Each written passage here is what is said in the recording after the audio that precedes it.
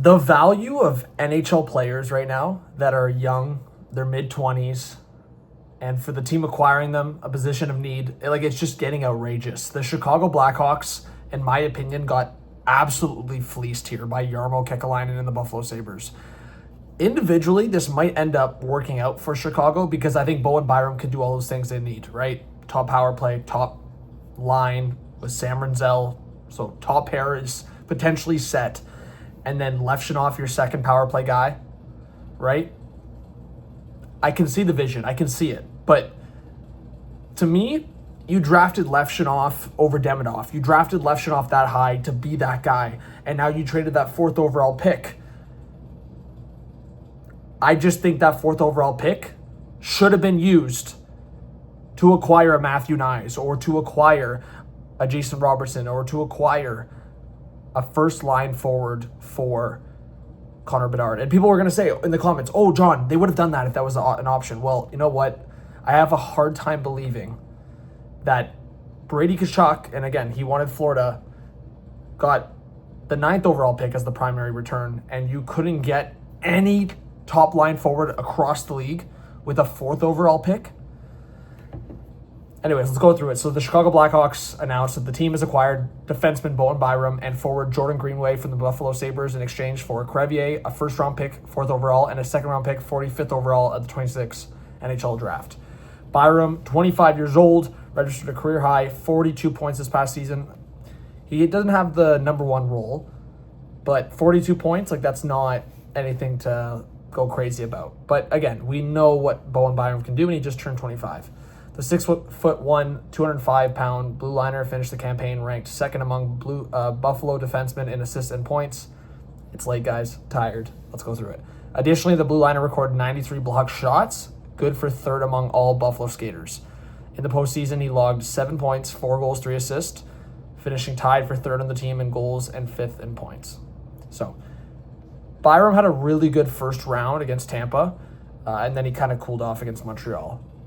And then it's kind of ironic, he was selected 4th overall by the Avs in the 2019 draft. So how you can kind of wrap your head around it or just cope is that you basically traded your 4th overall pick for the guy you were going to draft 4th overall 7 years ago. BC boy, so I don't know if that has anything to do with Connor Bedard in that aspect. Maybe they crossed paths a few times. But yeah, let's talk about Jordan Greenway because I don't think this is much value. I think it's more, okay, he brings a little bit of size to maybe a softer Blackhawks lineup, and the Sabres wanted to dump his contract anyways. To me, this is such a win for Buffalo. It's just not even funny. I honestly think if you're Buffalo, you bring back Alex Tuch now. That's my prediction, or at least what I think should happen. You just cleared up so much money, and you can sign Zach Benson to a long-term deal and bring back Tuch, and all is good. But going through the rest of the trade, we'll talk about what Buffalo can do next. But this is where Chicago, I can't wrap my head around it because you trade the 4th overall pick, you trade a 45th overall pick, which still could have been a great player. So 4th overall, 45th overall, and you trade Crevier, who I thought was going to be a staple in your top 6 for the foreseeable future. So Crevier, 25 years old, registered career highs in goals, 7, assists 18, and points 25 in 78 games with the Blackhawks.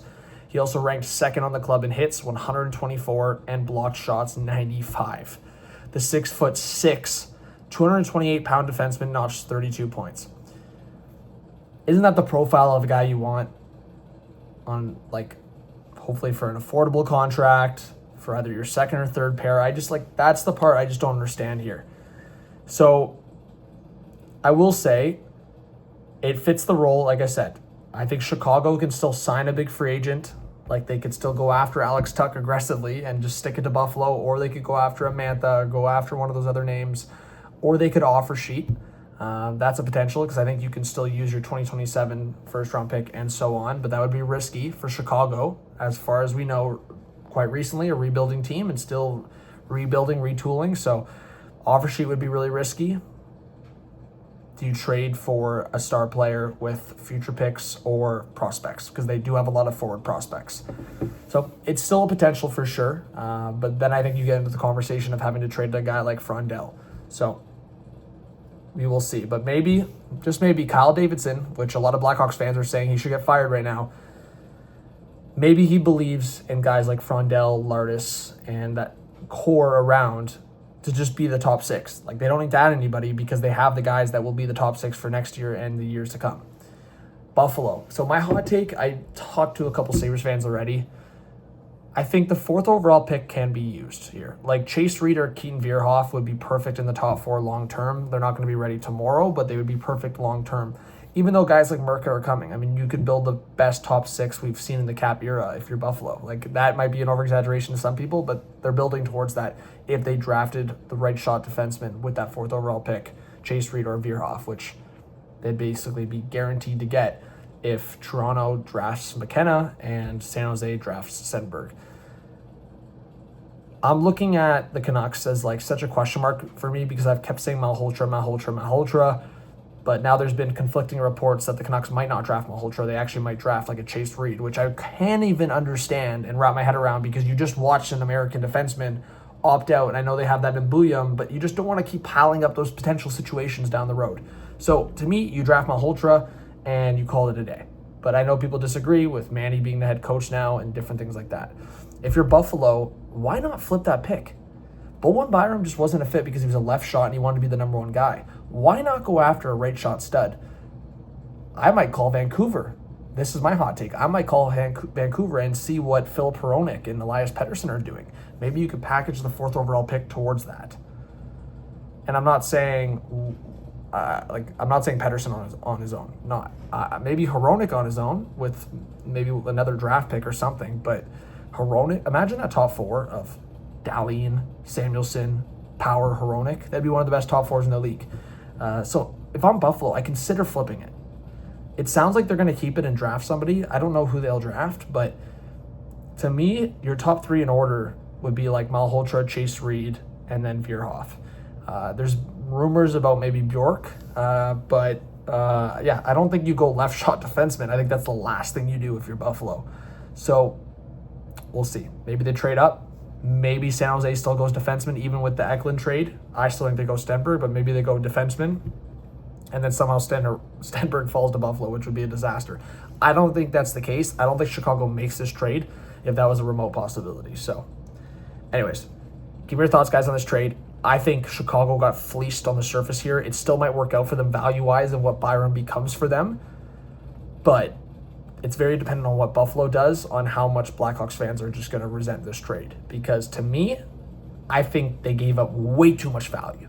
And the fact that people were calling me crazy for saying the 4th overall pick plus for Matthew Nyes was way too much, well, look what Chicago just gave up. The 4th overall pick, the 45th overall pick, and a 6'6" right shot defenseman who had a really good year for Bowen Byram.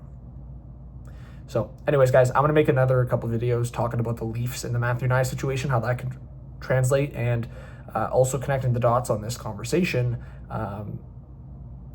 This confirms Nyes' price tag is quite huge, so clearly that's why John Chayka is floating him up in the air and why other teams are floating up their young to mid 20-year-old, because if that's what you're paying, then that could be quite the return. So subscribe, like, comment, notification bell. We'll see you on the next one. Peace.